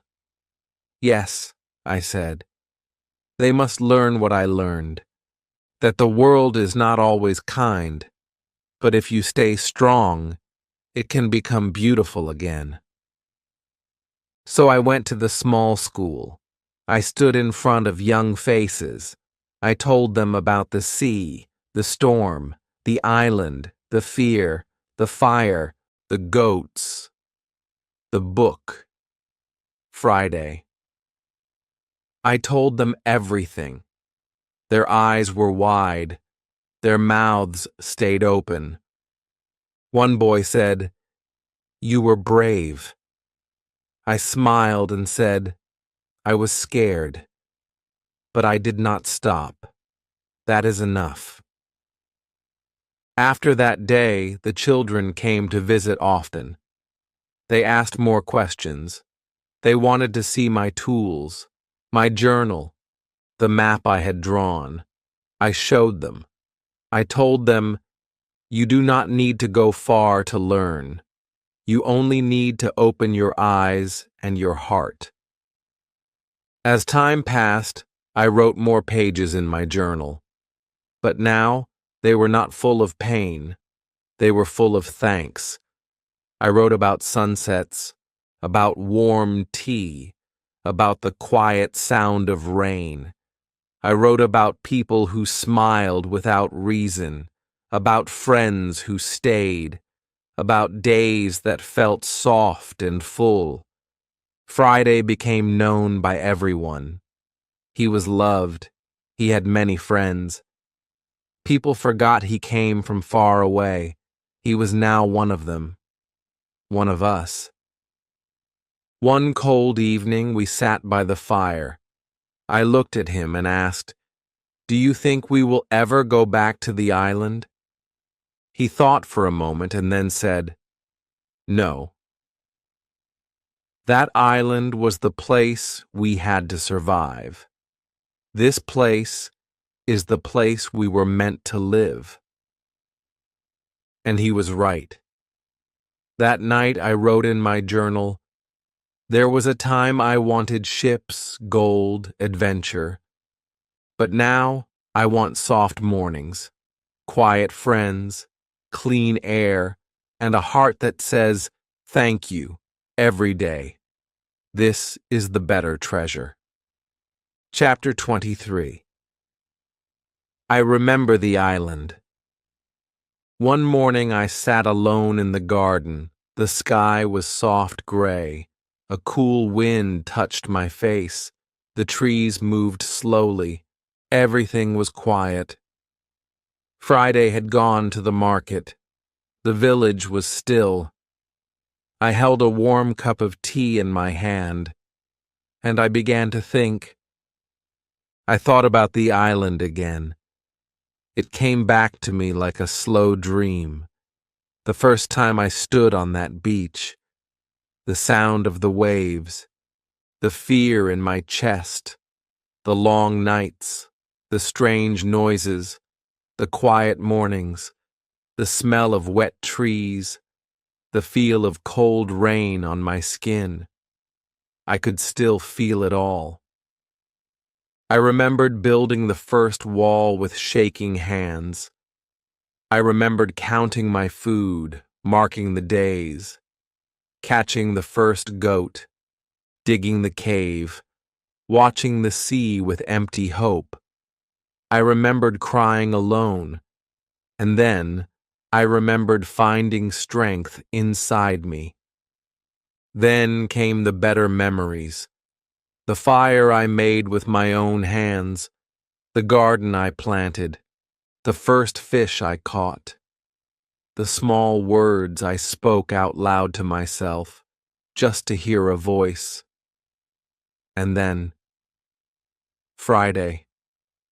The day I saw his face, the moment I saved him, the first time he called me Master, the first time I said, "No, friend." His smile, his heart, his laugh, his courage. He did not come from my world, but he gave my world back to me, and I thought of Pedro, the Spanish sailor, the men we saved, the fire we built together, the boat we made, the ship we took, the sea that brought me back home. All of it was far behind me now, but it lived in my heart forever. I stood up and walked back inside. I opened the old chest near my bed. Inside was my journal. The same book I had written in every day on the island. I touched the pages. The ink had faded, but the words still lived. I sat and read a few lines. They were simple, but they were true. I am afraid, but I must go on. Today I made bread. Today I built a chair. Today I spoke to the wind. Today I saved a man. I closed the book. I smiled. I said softly, "Thank you, Island. You broke me. You built me. You gave me the best parts of myself." That night, Friday came home. He brought bread and honey. We ate together near the fire. I told him I had read the old journal again. He said, "That island made us both who we are." I nodded. Yes, and now we know how to live anywhere. I wrote in my journal again before bed. The island is behind me, but its lessons are inside me. I no longer wish to escape from it. I now thank it. The storm gave me the island. The island gave me a life. Chapter 24. A Visit from the Past. Many months passed. The village felt like home now. People greeted me by name. Children smiled when they saw Friday. We lived simply. We planted food. We made soup. We shared stories. Life was small, but full. I did not need gold. I did not need ships. I needed quiet mornings, a warm fire, a kind word, and I had all of them. One afternoon, I sat near the door, reading. The sky was light blue. The birds flew in soft circles. Then I heard the sound of a horse. I looked up. A man was coming down the road. He wore a coat with gold buttons. He looked around, then stopped in front of my house. He smiled at me. "Are you Mr. Robinson Crusoe?" he asked. I stood slowly. "Yes," I said, "that is my name." The man reached into his coat and took out a letter. "This is for you, from the sea." My hands shook as I opened it. The paper was clean, the writing strong. I read the name at the bottom, Pedro, my old friend, the sailor we saved. I smiled wide. The letter said, "My dear Crusoe, I hope you are alive and well." I returned to my land. I am safe. I work again on the sea. But I never forget you. You saved me. You gave me life. I tell your story to everyone. The man who lived alone but became the strongest man I ever met. If you ever wish to sail again, my ship will always have a place for you. Your friend, Pedro.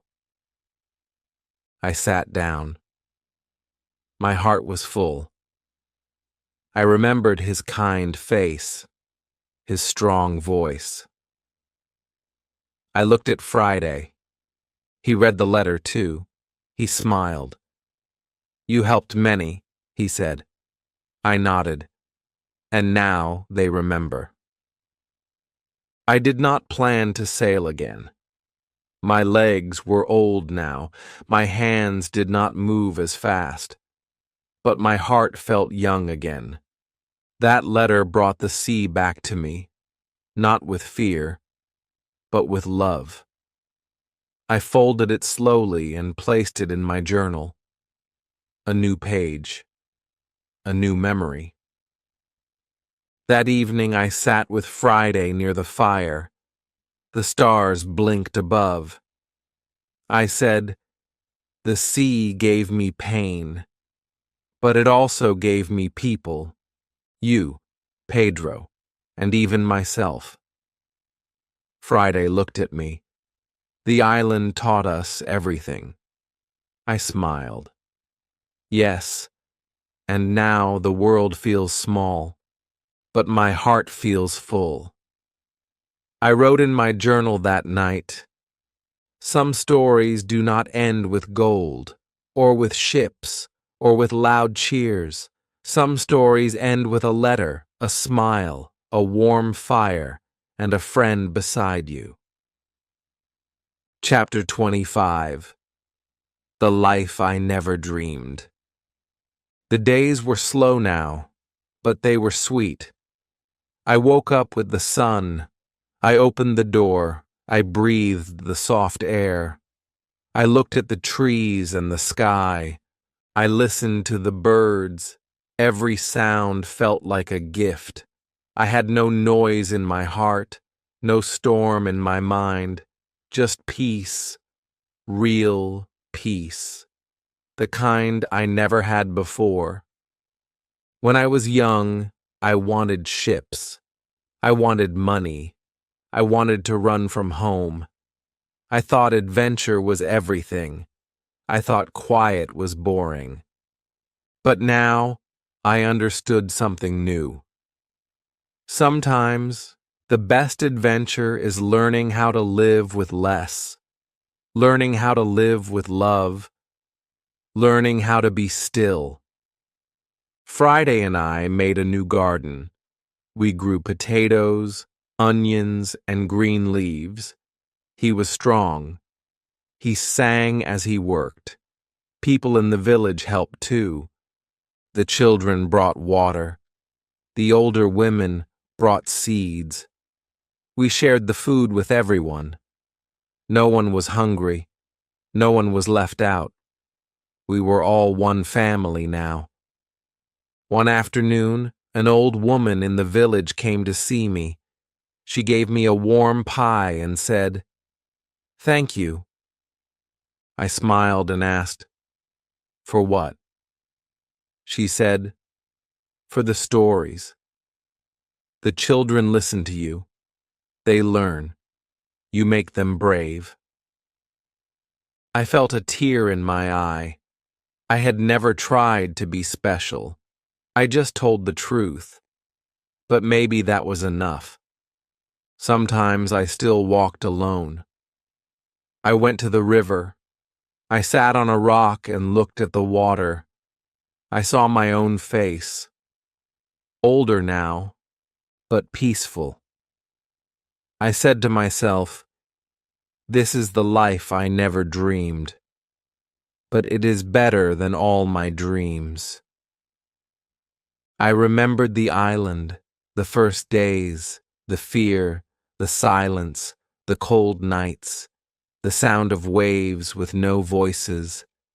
I remembered my footprints in the sand, my fire, my first bread, my goats, my journal. I remembered how I changed, day by day.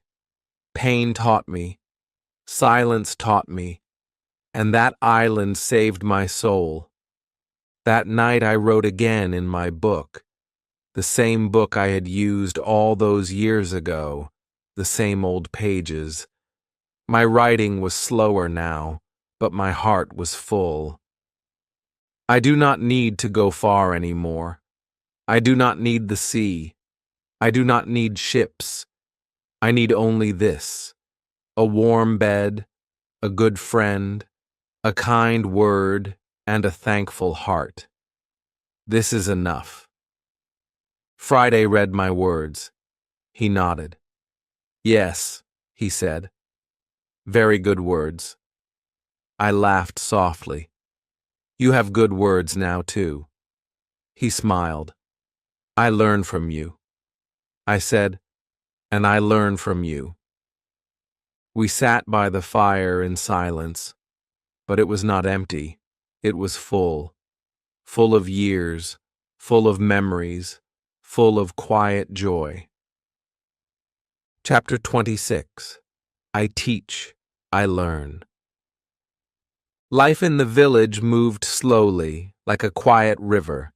Nothing rushed, nothing shouted. Every day felt soft, like morning light. I no longer counted the days. I no longer watched the sky for ships. I just lived. I just breathed. And that was enough. People came to visit me often now. They sat in my garden. They asked questions. What was the island like? Were you afraid? How did you survive? I answered kindly. I spoke in short words. I wanted them to understand not just the story, but the lesson. That fear does not win when we stay calm. That we do not need much to live. That silence can teach if we listen. The children loved Friday. They followed him in the fields. They helped him plant seeds. He showed them how to fish, how to climb trees, how to walk quietly in the forest. He told them about the stars. He told them how to find water in dry land. They listened to him more than they listened to anyone. He became their teacher, and I became proud. One boy came to me with a small book. He said, "I want to write like you." I smiled. I gave him a pen. I said, "Write about what you see, what you feel, what you learn." That day, I saw him sitting under a tree, writing slowly. It made me happy. I thought, maybe this is my work now, not to travel, not to fight, but to plant small seeds of wisdom in young hearts. Sometimes Friday and I walked in the hills. We said little. We just watched the wind move the grass.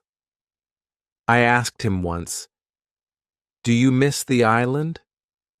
He said, "I miss the trees, the birds, the sea, but not the fear, not the lonely days." I said, "Me too." We visited the church every week. We sat in the back. I closed my eyes and gave thanks, not for gold, not for big things, but for the quiet life I had now. I thanked God for every morning, for every smile, for every lesson the island gave me. One night, Friday made dinner. It was simple, bread and soup. We sat by the fire and ate slowly. He said, "I like this life. No pain, no guns, no bad men." I nodded. "This is the best part of the story," I said. "The part with no fear, the part where we just live." That night, I opened my journal again, the old one. I turned to a fresh page. I once wanted more. I once chased danger. But now I teach, I learn. I grow small flowers in my garden. I watch young minds open like the sky. I smile at quiet things, and that is enough. I am at peace. I closed the book. I looked at the fire. It burned gently, just like my heart now. Chapter 27. The Man I Have Become. The wind outside was soft. The sky was light blue. I sat on a wooden chair with my book in my hand. The sun touched my face through the small window. It was a quiet morning, like many others. But something felt special. Something inside me was still and full. I had not thought about the island for many days.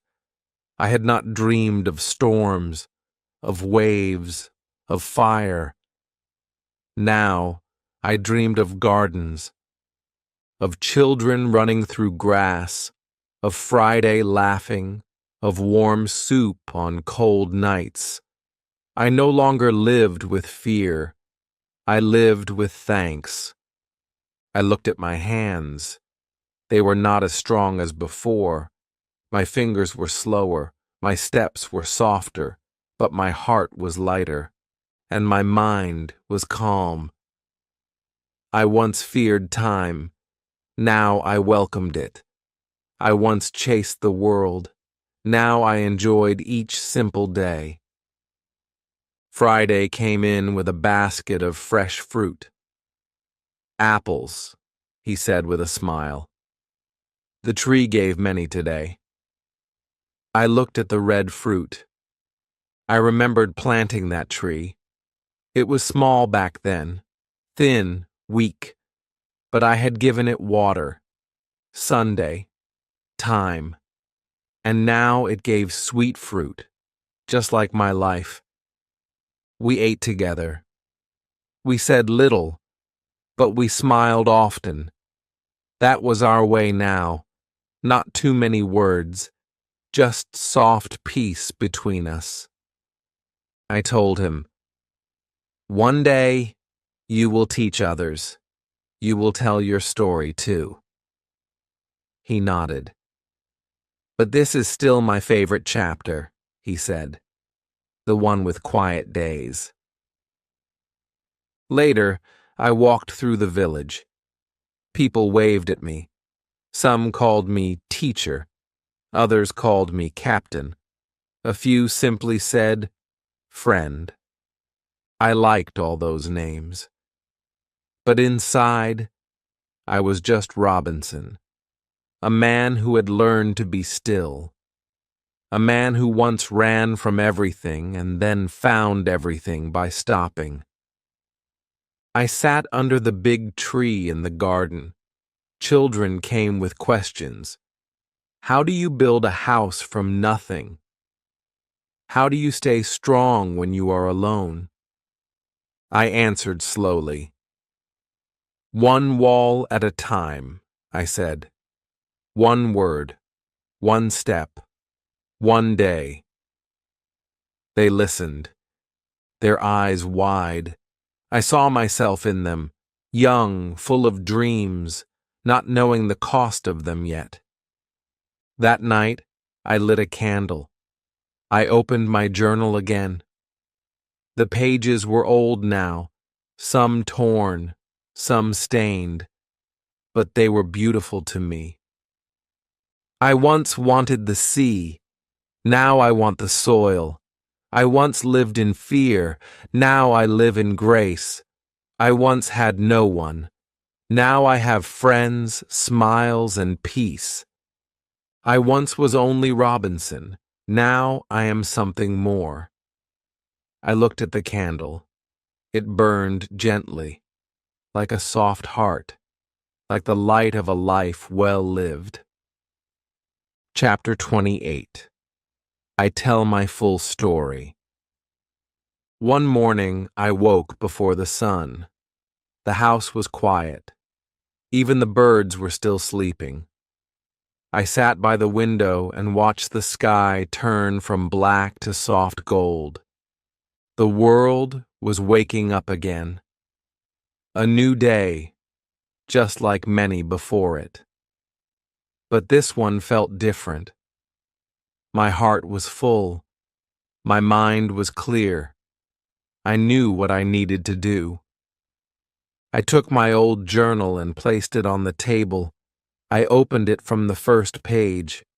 I touched the lines with my fingers. Then I turned to a new page, a fresh one, and I began to write my story from the very start. I wrote about York, my home. I wrote about my father, who warned me not to go to sea. I wrote about how I did not listen. I was young. I wanted more. I left without a goodbye. That was my first mistake. Then I wrote about the storm, the ship, the sea, the island, the fear. the silence.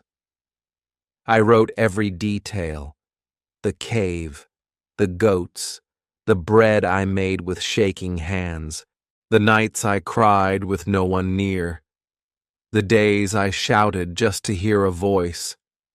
I wrote about fire, traps, tools, storms, sickness, and small joys. Then I wrote about Friday, how I found him, how he trusted me, how he helped me live again, how we built our world one stone at a time. I wrote about Pedro, about saving lives, about finding strength in fear, about leaving the island, about coming home to a world that had moved on, but still I found a place. I wrote about the quiet village, about the kind people, about the garden, the children, the birds. I wrote about teaching, about learning, about becoming someone I never thought I could be, a man of peace. It took many days. Every morning I wrote. Every evening I rested. Friday brought me tea. He watched me from the door. He said, "Your story is big." I smiled. "Yes," I said, "but the ending is quiet, and that is the best part." When I finished, I closed the book. I held it in my hands. It was not just paper now. It was my whole life, my fears, my fight, my faith, my change. I gave it to the school teacher. I said, "Let the children read this one day. Let them know what I learned, not just how to live, but how to live well." That night, I looked at the stars. I whispered, "Thank you." Not to one thing, but to everything. To the sea that broke me, to the island that changed me, to the friends who stood by me, to the silence that taught me to listen. Then I wrote one last line in the journal. I was lost. I was alone, but I became found, not by others, but by myself. And I rested. Chapter 29. The island lives in me. The days became quiet again. My story was finished. My book was complete. The children read it. The teacher shared it. People came to my house just to listen. Some asked questions. Some sat in silence. But all of them said the same thing. Thank you. I didn't speak much after that. I did not need to. My words were already on the page. My story was now a gift. I had nothing left to prove, nothing more to chase. I had only simple days, and that was enough. Friday stayed with me. He helped the village. He helped me walk when my legs felt tired. We sat in the garden together. We watched the sun go down every evening. He never asked for more. He was always content, and so was I. One day, a traveler came from the sea. He had read my book. He asked, "Do you miss the island?" I smiled and said, "No." He looked surprised. "Not at all?" I shook my head. "Number because the island is here." I touched my chest. It lives inside me now. It gave me everything I needed. I carry it with me always. At night, I sometimes dreamed of the sea, but it was no longer wild, no longer dark. It was calm, bright. The waves moved gently. The island stood far away under a golden sky, and I stood on the beach, not as a prisoner, but as a friend. I still wrote in a small book, but only little things now. Short notes, short prayers, like, "Thank you for today. The wind is soft." Friday laughed at lunch. "I feel peace." My garden grew taller. My hair grew white. My walk became slow, but my heart never felt heavy. I watched the young take care of the old. I saw new goats, new trees, new voices. Life continued, and I smiled at it all. One morning I sat with Friday under the big tree. The birds flew high. The sun touched the leaves. He said, "Are you happy?" I looked at him for a long time. Then I nodded. "Yes, very happy." He smiled. "Me too." I looked at the clouds and whispered, "If I had not gone to sea, I would never have become who I am." That night, I lit one candle. I opened my book.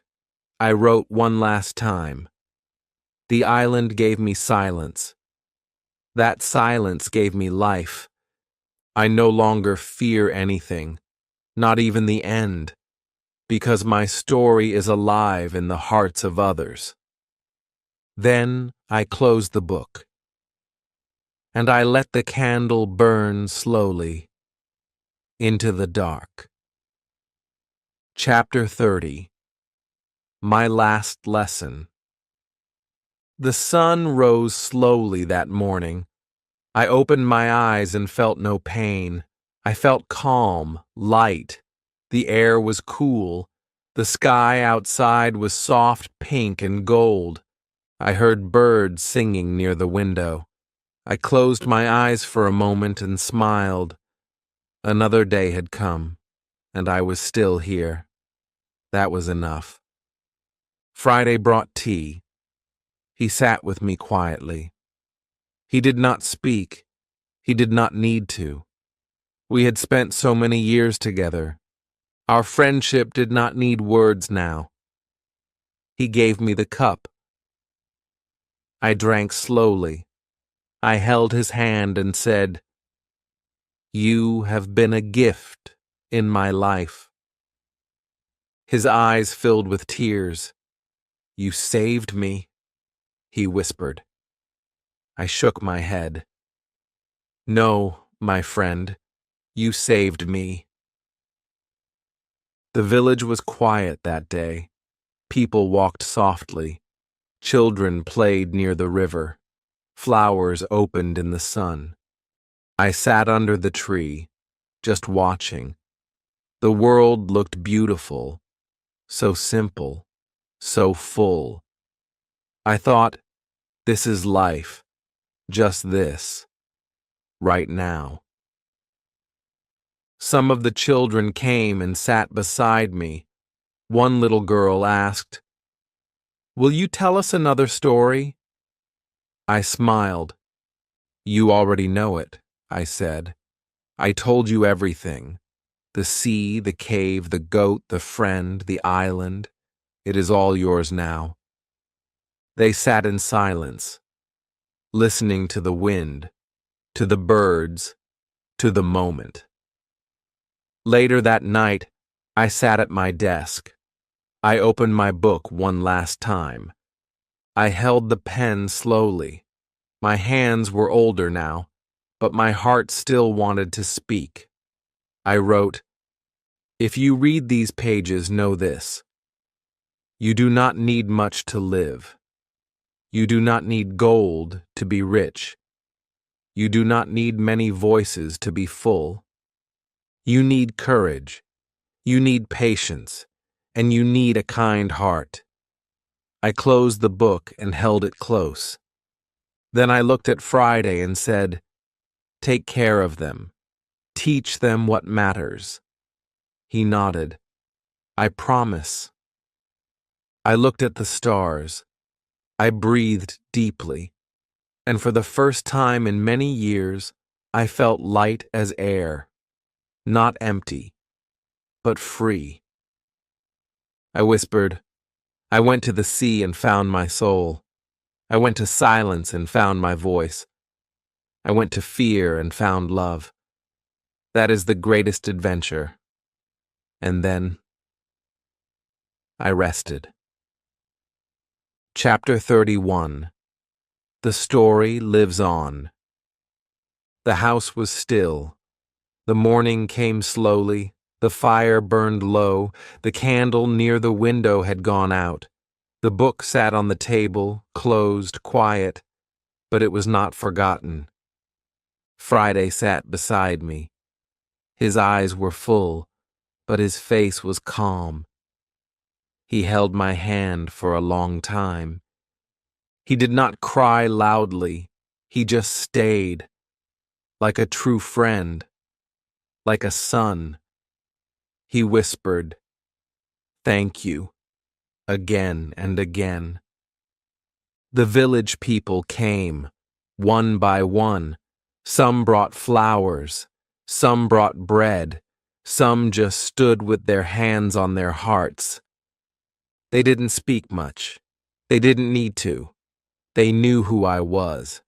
Not just a man from the sea, not just the one who lived alone, but the man who came back, the man who listened, the man who gave. They buried me under the big tree in the garden, the same place where I used to sit, where I once said, "This is the best chapter." Birds flew over the sky. The wind moved through the leaves. It felt like a goodbye, but also a song. Friday placed my journal on a wooden shelf inside the school. He opened it sometimes and read to the children. He read it slowly, with love. "Once I was alone on an island," he would say. "I was afraid, but someone saved me.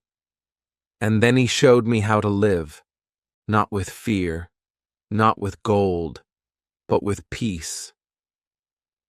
The children listened. They drew pictures of the sea, of the cave, of the goats, of the fire. They knew the story. But more than that, they felt it. They said, "We want to be strong like him." And Friday would smile. "Then be kind and be thankful." That is how he was strong. Years passed. The tree grew taller. The garden became wide. The birds kept singing. The journal stayed safe. The story stayed alive. No ships came. No storms returned. Just simple days. And the sound of young voices reading words written long ago. The man was gone, but the story stayed. My name is Robinson Crusoe. I was lost and I was found.